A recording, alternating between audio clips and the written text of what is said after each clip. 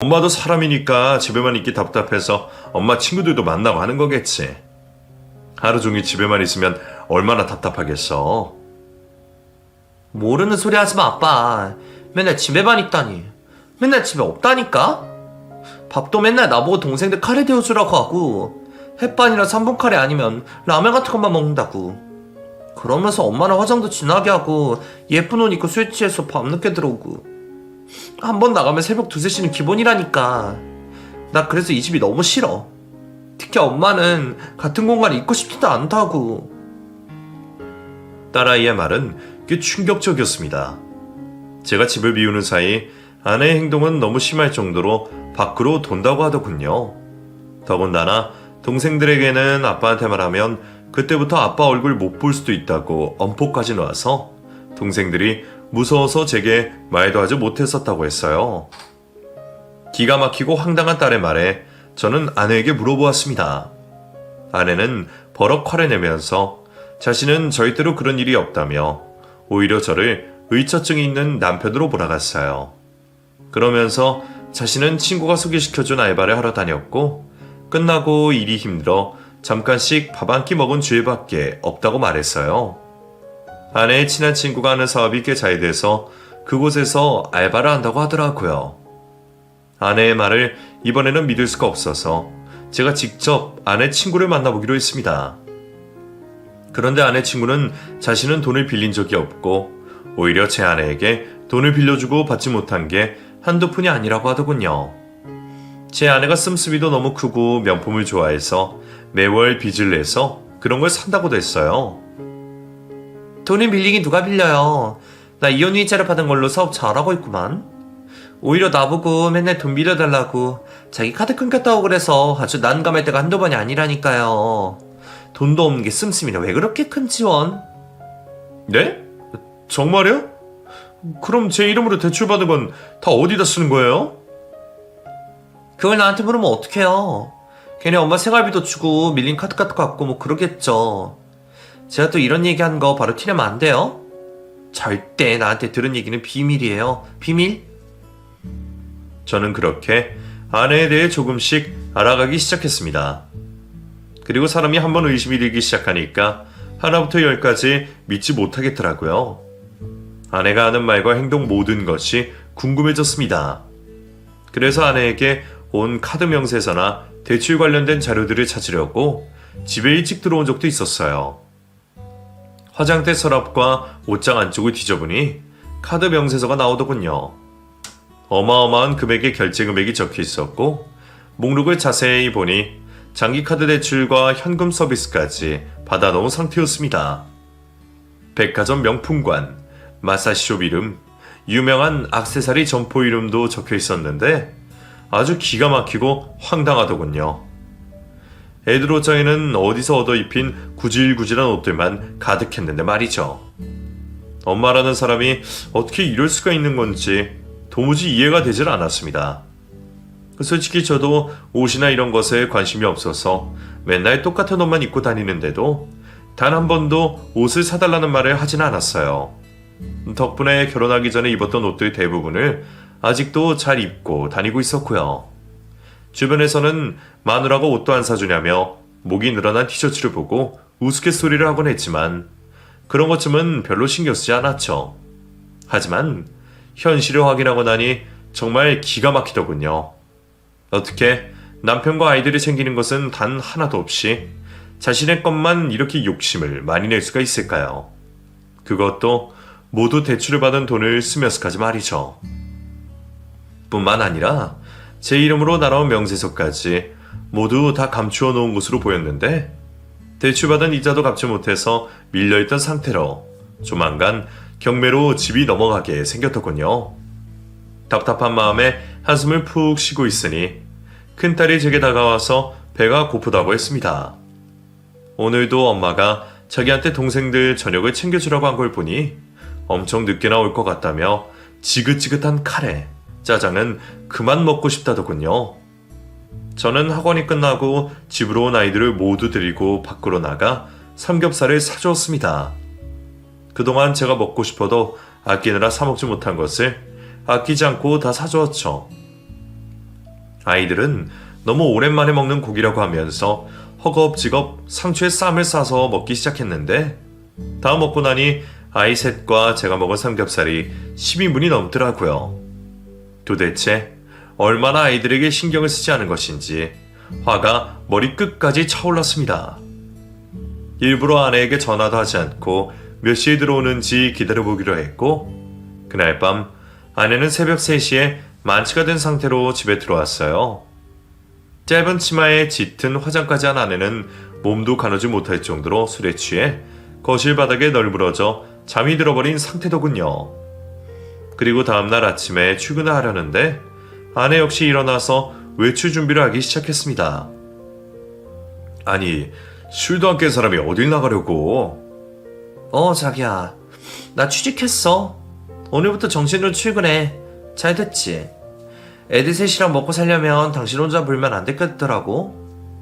뭐 지금까지는 잠깐씩 알바했던 거였는데 정식으로 출근하라고 해서 오늘부터는 조금 늦을 거야. 그러니까 혹시 당신이 일찍 오면 애들 밥도 좀 챙겨주고 그래. 무슨 일인데 그래? 좀 일찍 들어와서 애들 좀 챙겨주지 그래. 엄마가 해줄 수 있는 일이라는 게 있잖아. 나도 퇴근 시간이 일정하지 않은 사람인 거 뻔히 알면서. 애들이 뭐 한두 살 어린애도 아니고 이제 중학생이고 그런데 뭘. 지금부터 돈을 많이 벌어놔야 애들 대학도 보내고 그럴 거 아니야. 또 답답한 소리 한다. 애송이 같은 어린애 소리. 아이고 내 팔자야. 어쩌다 이런 어린애랑 결혼을 해서. 아무튼 그런 줄 알아. 제가 아내에게 화가 난 얘기를 할 기회도 주지 않고 아내는 출근을 한다며 먼저 나가버렸습니다. 아무래도 이번 주 주말에 시간을 내서 아내와 진지하게 얘기를 해야 할 것 같다는 생각이 했어요. 장모님 생활비 문제도 그렇고 대출 문제도 그렇고 뭐가 좀 정리가 필요할 것 같더라고요. 계속 이런 식으로 아내의 씀씀이를 어떻게 견뎌내겠어요. 그리고 그날 저녁 일찍 퇴근을 하려고 생각했지만 신고가 들어와 역시 늦게 퇴근을 하게 되었죠. 누군가 신고를 했는데 노래방에서 불법 영업을 하고 있다는 신고였습니다. 스타렉스 차량에서 여자들이 노래방 안으로 들어가서 매일매일 함께 노는 것을 봤다고 하는 신고였고 마침 제가 그곳으로 단속을 나가게 되었어요. 노래방 앞쪽에서 대기를 하고 있다가 찰나를 포착하고 잠시 후 그곳으로 들어가게 되었는데 그곳에서 짙은 화장을 한 아내를 마주쳤습니다. 뭐야 당신. 네가 왜 여길 와? 일하느라 늦는다더니 여기 딴 여자랑 놀러 왔냐? 여보, 무슨 소리야 그게. 나 경찰이잖아. 단속 나온 거야 단속. 당신은 뭐야 지금? 이 방에서 왜 나와? 아니, 당신 지금 이게 뭐 하는 거야? 아니 그게 아니라 저기 있잖아. 내 친구가 말이야. 아내는 두 눈이 휘둥그레져 저를 제대로 쳐다보지도 못하며 말을 버벅거렸습니다. 그리고 잠시 후 그곳의 사장이라는 사람을 만나게 되었는데 그 사람이 바로 다름 아닌 아내의 가장 친한 친구였죠. 알고 보니 아내는 친구가 차린 노래방에서 불법적으로 일을 하고 있던 상황이었어요. 믿지 못할 일이 눈앞에 펼쳐지자 잠시 사람이 멍해지더군요. 무슨 말이 나오지도 않고 그냥 멍한 상태로 잠시 가만히 있기만 했어요. 저와 후배를 발견하고는 그곳에 있던 사람들이 우왕좌왕하며 빠져나가려고 할 때 후배가 현장에서 사람들을 체포하기 시작했습니다. 선배, 뭐하고 계세요? 얼른요! 후배의 말에 정신이 번쩍 든 저는 제 손으로 와이프를 현장에서 체포할 수밖에 없었죠. 술 냄새와 향수 냄새가 가득한 제 와이프를 이렇게 보다니 정말 기가 막히게 누르시더군요. 아내는 설마 제가 진짜 자신을 체포하리라 꿈에도 생각 못한 듯 당황한 표정을 지더니 빨리 당장 자신을 빼달라고 제 옆에서 속삭였습니다. 여보 뭐 하는 거야? 지금 미쳤어? 빨리 안 놔줘? 내가 몰래 혼자 도망갈 테니까 얼른 이거 놔주라고. 저는 아내의 말에 들은 채도 하지 않았어요. 제 후배는 저와 아내를 번갈아 쳐다보면서 설마 했었나 봅니다. 나중에 제게 조심스럽게 진짜 형수님이 맞느냐고 묻길래 그저 고개만 끄덕였었죠. 이 상황을 지켜보고 있던 아내의 친구는 제 팔에 붙들고 사정사정을 했어요. 아, 정말 왜 이래요, 우리 사이에. 나 누군지 몰라? 나 선재 친구잖아. 우리 얼마 전에도 만났잖아요. 앞으로 안 할게, 절대로 안 할게. 근데 이거 누가 신고한 거야? 나쁜 놈. 분명히 저기 저 맞은편에 있는 그 놈이 한 걸 거야. 이러지 마세요. 불법을 저질렀으면 죗값을 받으셔야죠. 일단 경찰서로 갑시다. 가서 얘기하자고요. 아, 정말 이럴 거야, 나이도 한참 어린 놈이 진짜 세상을 몰라도 너무 모르네. 얼마면 돼? 얼마 챙겨줘?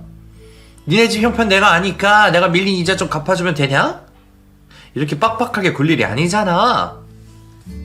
아내의 친구는 제게 버럭 화를 내며 소리치더라고요. 제가 들은 채도 하지 않자 제 팔을 막 끌어당기면서 매서운 눈초리로 째려보기까지 했습니다. 이어서 아내 역시 저를 보며 등신 같은 놈이라는 말을 하더군요. 아이고, 저 등신 같은 인간, 애송이 같은 인간. 지 마누라를 결국 이렇게 해야 속이 시원하냐? 너 같은 능력 없는 놈 만나서 내가 이렇게 된 거라고. 능력 있는 놈 만났으면 내가 왜 이런 짓을 하겠어? 등신같이 능력 없는 놈이 자존심만 세가지고는.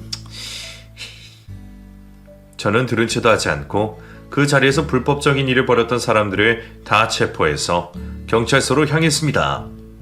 그 사이에 아내는 자신의 어머니에게 연락을 했는지 경찰서로 장모님이 달려오셔서 제 멱살을 잡으시더군요. 이런 몹쓸 인간을 봤냐? 이게 어디서 지 마누라한테 이런 짓을 해? 야, 네가 이러고도 사내냐? 마누라 지키지는 못할 망정 어디서 배은망덕한 놈이. 장모님, 왜 이러세요? 이거 놓으세요. 잘못했으면 죄를 받아야죠. 여기서 이러시면 안 됩니다. 공무집행 방해예요. 어쭈? 이놈의 인간이 찌려보는 게 한 대 치겠네. 능력 없는 놈 만날 때부터 내가 알아봤다. 장모한테 생활비 준 능력 없는 인간을 내가 사위라고. 아이고, 내 팔자야. 장모님은 경찰서 안에서 제게 막말을 마구 쏟아내셨어요. 아내는 그런 장모님을 보면서 도움의 손길을 요청하는 것 같았습니다. 저기 엄마, 나 좀 꺼내주면 안 될까? 벌금만 내면 나갈 수 있을 것 같다고들 하던데 내가 사정이 좀 안 좋아서. 엄마도 알잖아. 이년아, 뭐가 어쩌고 저쩌지? 이제 나한테 돈까지 빼내냐? 내가 피 한 방울 안 섞인 너를 키우느라 뼈가 빠졌는데 이제 와서 또 뭐가 어째? 능력 없는 놈 만난 네 잘못이니 네가 알아서 해야지. 어디서 나한테 돈을 달래? 다음 달 생활비나 늦지 않게 내놔. 그리고 나한테 이런 걸로 다시는 전화하지 말고. 피곤해 죽겠구만. 사람은 오라가라고 지랄이야 지랄이. 아내는 장모님에게까지 버림을 받고 끝내 울음을 터뜨리더군요. 정말 기가 막히고 황당할 노릇입니다. 경찰인 제가 아내를 제 손으로 직접 체포를 하다니요. 이 얼마나 황당한 일인가요? 절대로 있어서는 안 될 일이죠. 저는 경찰로서 절대로 그 누구도 법의 테두리에서 벗어나게 놔둘 수는 없었습니다. 그것이 누구이던 간에 말이죠. 더군다나 아내는 여태껏 자기 자신의 개인적인 만족을 위해서 많은 돈을 쓰던 사람입니다. 남편과 아이들까지 내팽개쳐 두고 말이죠. 그런 사람은 제대로 자신의 죗값을 치러야 한다고 생각해요. 그 노래방은 일정 기간 동안 영업정지와 벌금형에 처해졌고 그곳에서 일을 하던 여자들과 손님들 역시 벌금형에 처해지고 일은 마무리가 되었습니다. 아내는 집으로 돌아와서 제게 말했어요. 저기 여보, 그게 말이야, 내가 처음부터 그러려고 한 건 아니고 말이지. 돈에 쪼달리고 생활비에 쪼달리다 보니까 당장에 이자도 메꿔야 하고 카드도 끊겼는데 아이들 학원비는 벌어야 되잖아. 그래서. 이제 더 이상 사람 속이지 말자. 당신이 애들 학원비나 생활비 때문에 그런 건 아니잖아. 가슴에 손을 얹고 생각해봐.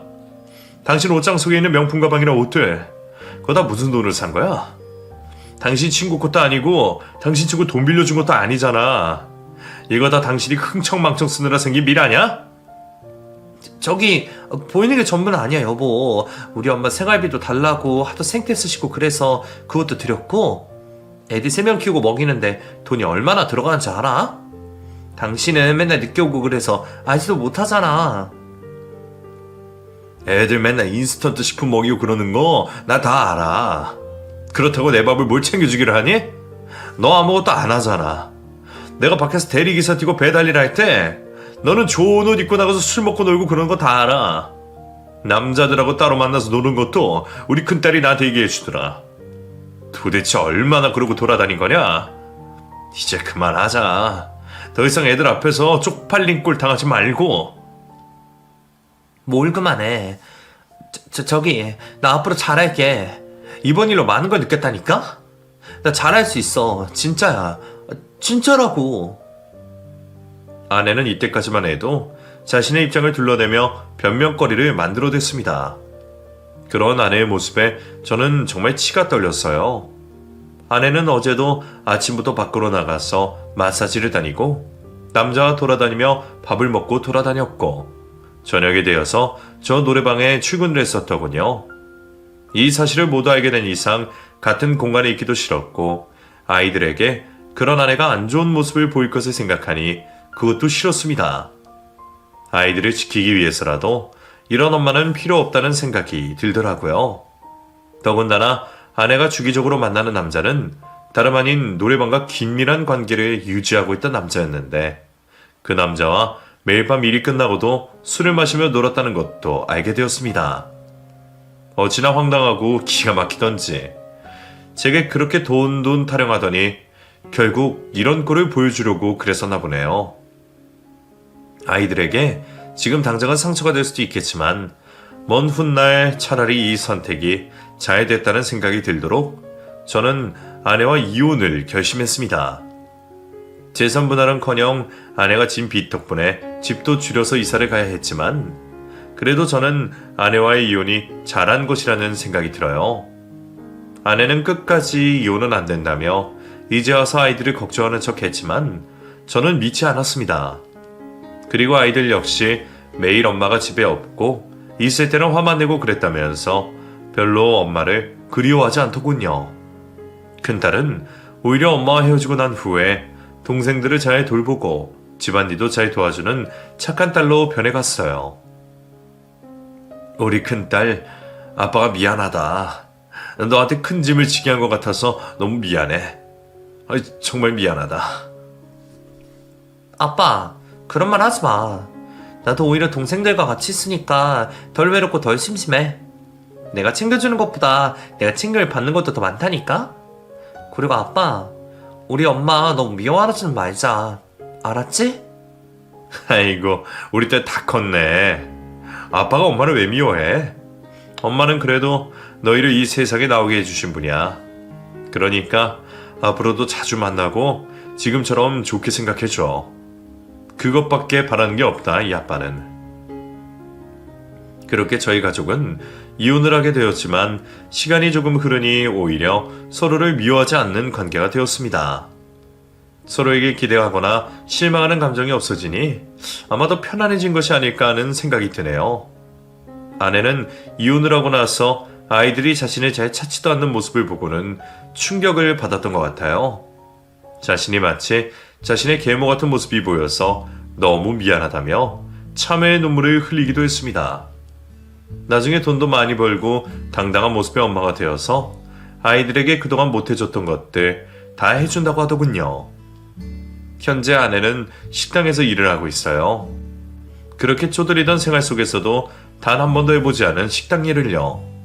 그리고 자신이 갖고 있던 비싼 명품 백들을 중고 매장에 처분하고 그 돈으로 아이들에게 겨울 잠바도 사주고 예쁜 운동화도 하나씩 사주고 하더군요. 그 모습을 보니 조금은 정신을 차린 것 같다는 생각도 들어요. 아이들에게 엄마의 이전 모습은 항상 술에 취해 있고 현실을 부정적으로 생각하는 사람이었는데 오히려 이혼 후에는 따뜻하게 챙겨주는 엄마의 모습으로 인식이 변해가는 것 같아 다행입니다. 호라비의 삶이 때로는 외롭고 힘들기도 하지만 그래도 저를 세상에서 가장 멋진 아빠라고 말해주고 따뜻한 밥도 챙겨주는 아이들이 있기에 힘이 나요.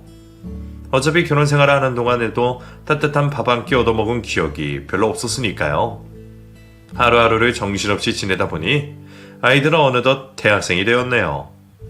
각자 성인으로서 자신들이 하고 싶은 꿈을 꾸며 알바를 해서 열심히 살아가는 모습을 보니 제가 다 뿌듯합니다. 앞으로 어떤 인생을 살게 될지는 모르지만 부디 그 인생에 있어 아빠가 도움이 되었으면 하는 생각이 많아요. 아내와는 가끔 만나고 있어요. 아내가 저보다 나이가 많아서 그런지 몸도 여기저기 아프다고 하던데 살짝 걱정이 되기도 해요. 하지만 아내는 자신이 자식들에게 절대로 짐이 되고 싶지는 않다며 지금부터 열심히 몸 관리를 하겠다고 다짐을 했네요. 그럭저럭 살아가는 인생도 나쁘진 않아요. 이제는 크게 화를 낼 일도 없으니 오히려 정신건강에는 더 좋은 것 같기도 하고요. 요즘도 가끔 노래방 단속을 나가는데 그때마다 지난 제 일이 생각이 납니다. 얼마나 그때 황당하고도 분했는지 아직도 그 감정이 고스란히 기억이 날 때가 있어요. 하지만 이곳에 이렇게 털어놓고 나니 조금은 속이 시원해지는 것 같습니다. 여러분도 가슴속에 말 못할 고민을 담아주셨다면 이곳에 털어놓아 보시길 추천드리며 이 글을 마치겠습니다.